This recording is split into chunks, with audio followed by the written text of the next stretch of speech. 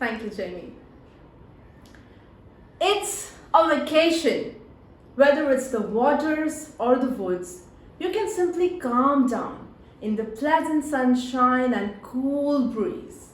And you realize that most good things in life are just free gifts from nature. Enjoy the moment.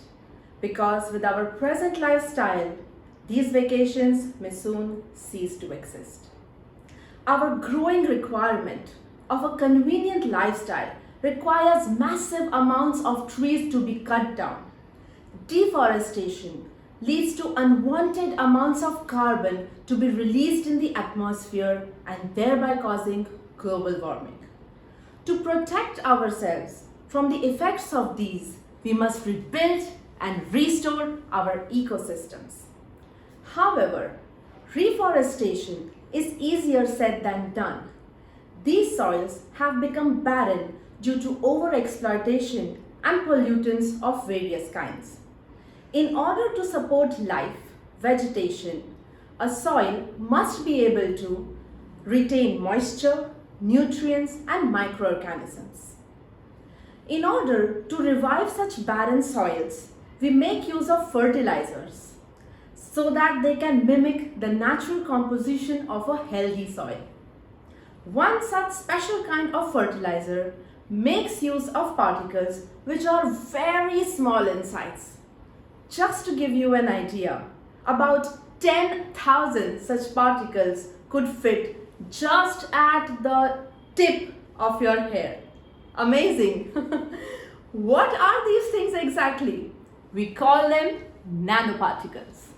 It is beneficial to use nanoparticles because just a small amount could suffice equivalent to bulk large quantities of other materials. How does this work? Just try to recall how powdered sugar dissolves much faster than bulk coarse sugar.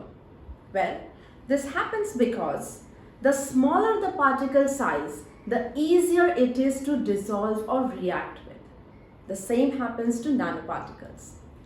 Different kinds of nanoparticles can perform different functions. There is evidence that with the help of nanoparticles, soils are able to retain more moisture, seedlings are able to germinate faster, plants are able to absorb more nutrients, grow thicker stems, and fuller leaves. It seems just with a touch of nano, we may be able to reform reforestation dramatically. And then those lovely vacations may last forever.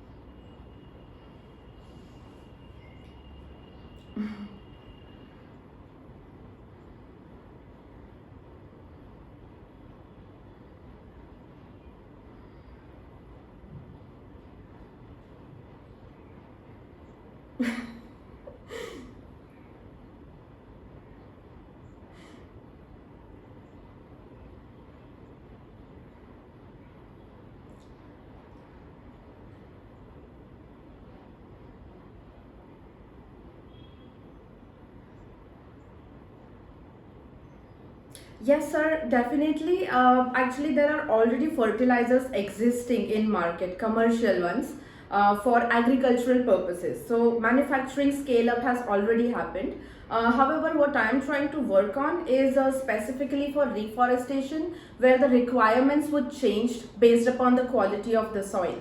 So, scale up is not a problem, sir. It's already happened. Thank you.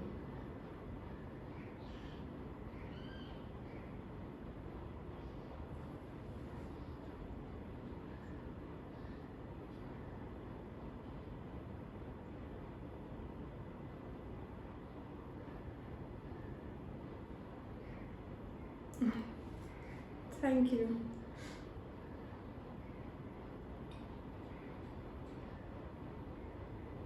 Yes.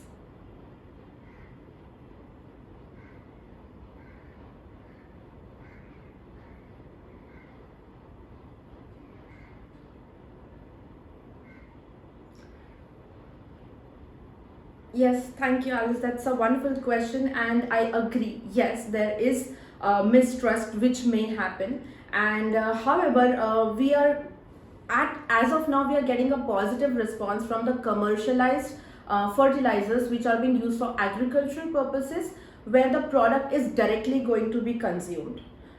So if you you can say the risk is reduced many times lesser when the product is directly not going to be consumed. But over here we are only trying to grow trees into bigger, fuller, and just a faster way of regrowing trees.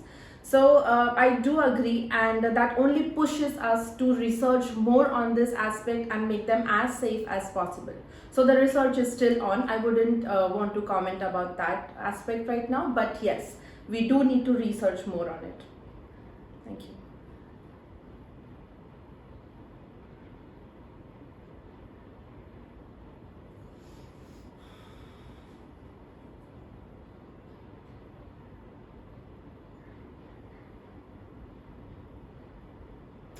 Yes, ma'am. The nanoparticles can be made up of the same bulk material, what is being used. For example, if there is a lack of iron or calcium or potassium in the soil, we can scale, we can actually scale the size down to say about 10 or 50 nanometers, so that instead of using bulk quantities which generate massive amount of waste, cause drainage and also have side effects, we can use the exact amount required of the same material but in a nano form.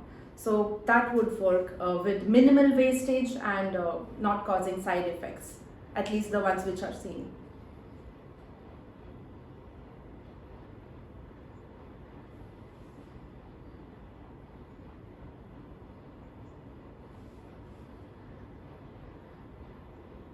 Thanks, Jamie.